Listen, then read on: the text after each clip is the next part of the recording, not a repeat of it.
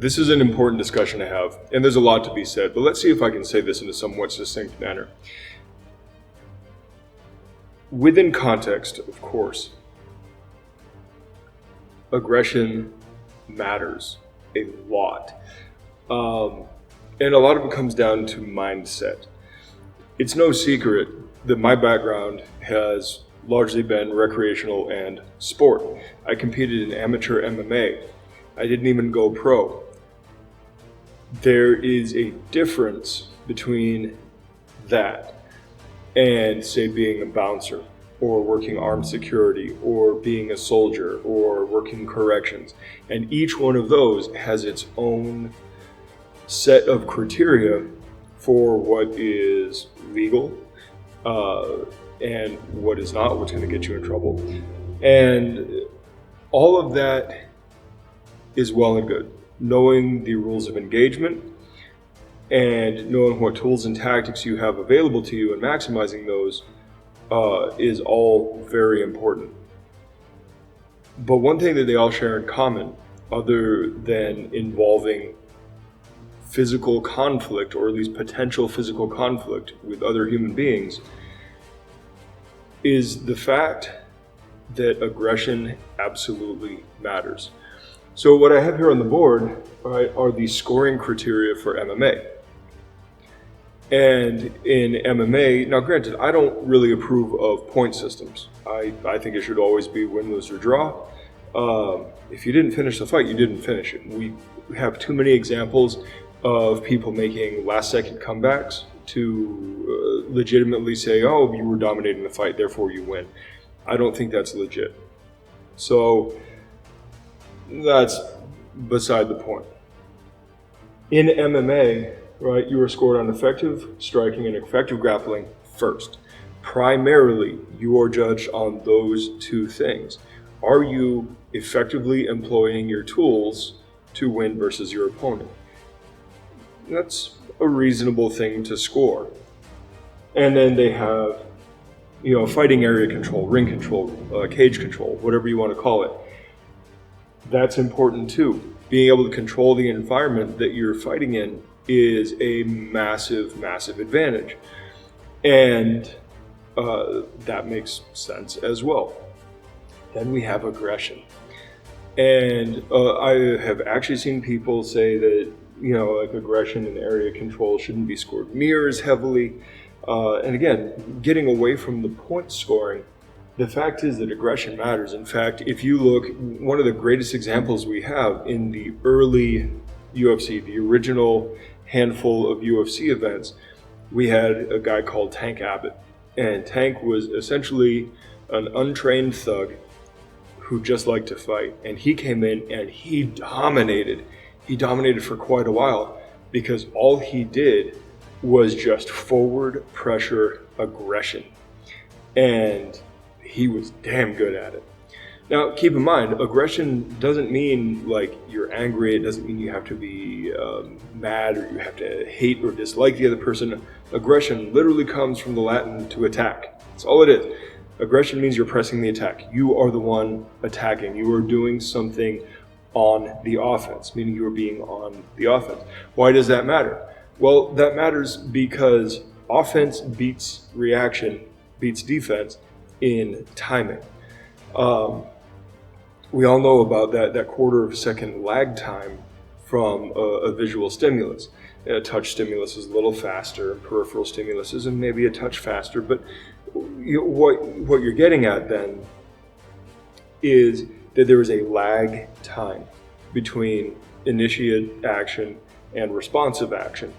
And therefore, being on the attack, being offensive, carries a huge amount of weight with it, both tactically, physically tactically, and psychologically. Now, me, being a sportsman, I've never been in a gunfight or a knife fight. Doing HEMA is one thing, but it's not the same as somebody with an actual sharp sword trying to take your head off. And talking with people who have been professionals in military, law enforcement, contract work, that kind of stuff, guys who have actually experienced those things, that's one of the resounding features that I hear over and over and over again as well. And that is when it's time to go, right? When negotiations are over and it's time to fight, when it's time to engage, first one, hardest one, get in there, get it over with. And again, it's a mindset thing, right? And that is something that most of us don't get. Even in the sports world, most of us don't get that level of aggression because that's a switch we never have to flip on. Talking with my old training partner in our old MMA club back in Michigan, he was a former Army Ranger and had been in things. And watching him fight, there was this demeanor switch, this flip in personality that wasn't there when we were training. As soon as that bell rang, he went into warrior mode. And maybe there are some sportsmen that can do that, right? You can do psychological things to get yourself there, maybe. But actually having to put your life on the line, actually having to make critical decisions with no time, forces you to turn that on.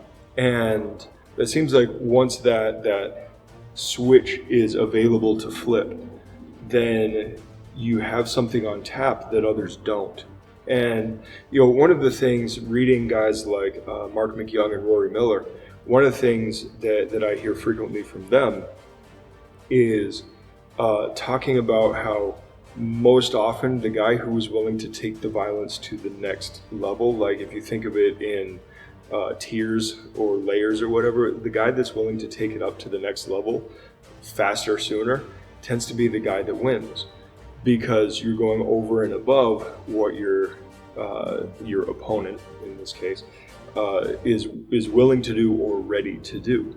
Essentially, you jump the script, and it sends people for a loop, and it oftentimes puts them into a freeze or a panic. So this concept of really driving in with a hard pressing attack with the intent not of let's get this over as fast as possible, but I need this over for my safety and to get back home, right? Whatever it takes is a huge, huge benefit. Whether we're talking sport or we're talking real engagement, aggressive intent absolutely matters. It absolutely matters. This concept of being kind of almost lackadaisical, and some of the depictions we see in entertainment, where somebody acts almost careless. No, I don't need to worry about this and that. Those scenarios only can exist when the person who you are facing is so far beneath you that you can treat them like a child. And in a real engagement, whether you're talking sport or you are talking, actual critical stakes, that doesn't really happen too often. You can't just treat people like harmless children who can do nothing to you. You don't have that luxury. That is a thing of fantasy. And, it's fun to show off in sparring or whatever, but the fact is that doesn't actually help you train the reality of it. Because the fact is, the more of a threat somebody is violence-wise, or the more of a threat somebody is skill-wise, right? Sport, skill versus skill, and real situations, violence versus violence, you don't have the luxury of that gap where you get to be so far over the other person that you can flick them like a gnat. That's not reality. So absolutely, you have to work on being aggressive. Even if you're a counter fighter, your countering has to be absolutely aggressive. Aggression, even in defense, matters.